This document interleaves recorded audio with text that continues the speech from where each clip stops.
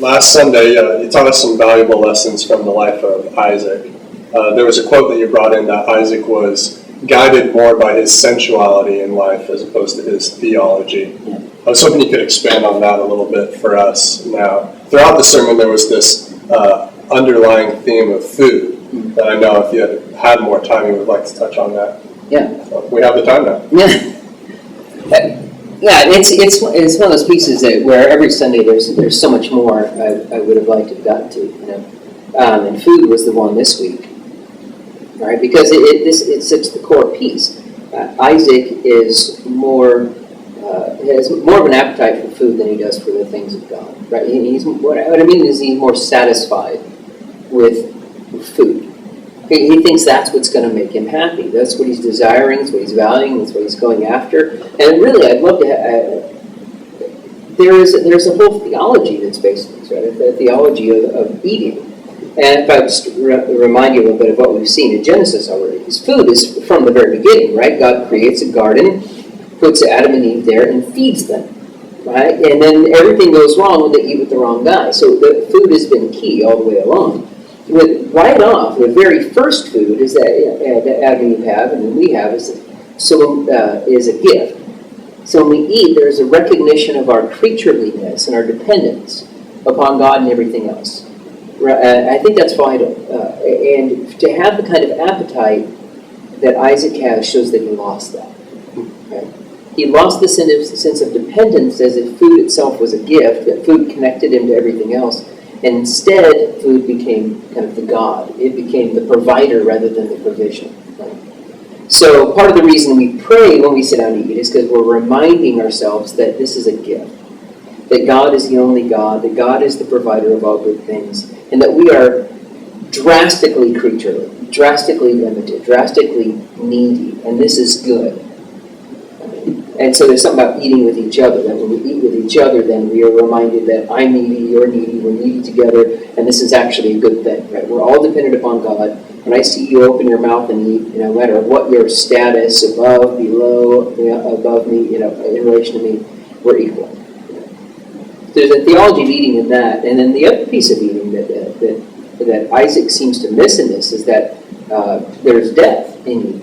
In eating meat, there's always death. Right, you remember this? I remember this from Cain and Abel, right? In there, I think is a good example that there's always death in eating. That becomes important, and even more so than in the story of Noah after the flood, Right. where he offers a sacrifice, and God says, "Now look, you make sure there's no blood in that meat." That there's death in eating. And why does this matter? Because we realize with Cain and Abel, with Noah, with ourselves, that sin deserves death. That's the clear biblical picture. That our sin is what the problem with the world is. We are causing brokenness every time we sin. That death is the right, but death was needed as substitute. So as Christians, what we remember is every time we eat something that has died, we remember that there has been death in our substitute. Not just for our physical sustenance, but our spiritual. Just as something had to die so I could eat meat, so Jesus had to die so that I might live spiritually. Okay, so I guess what we could have run with, and we do now, I guess with Isaac, is that this theology of eating actually becomes a practice of faith that counters the appetites of Isaac. Right? That counters a false view of food that either goes into gluttony or starvation. Because these are the false things that we do. In our culture, we don't talk about gluttony anymore. We might talk about alcoholism, but we don't talk about gluttony, when it's really the exact same thing. So we don't do that. But gluttony is this idea that food is going to satisfy me. It's an idolatry of food. On the other side of an unhealthy thing of food is that is starvation of some sort, right? Deprivation, as if somehow doing without is therefore holy.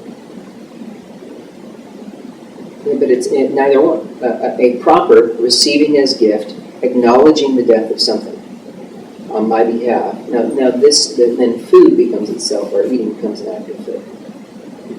And in that, instead of like Isaac remaining an infant, we actually grow up a little bit every time we eat. Right. Yeah. You mentioned on Sunday that Isaac just needed be taught like the rest of us. You have this picture up on the PowerPoint of a kid, with an apple in one hand and a McDonald's Big Mac in the other. I guess touch on that a little bit too, maybe. How is Isaac's need for teaching similar to us? I think I think with that, I'm just thinking about this piece right here. It's that the act of eating is the same. But what are we doing when we're eating? So more understanding. That's right. A greater understanding of what we're doing changes what we're doing. And I think there's the piece, right? So there's that, but let's not just say that, because I like the question, because it's got to push us further. Because the whole goal of the whole darn thing, right? The Genesis goal, that God creating a world where we can be together with God in place, blessed. Right? That the teaching has to be that as well, that eating is a means, right?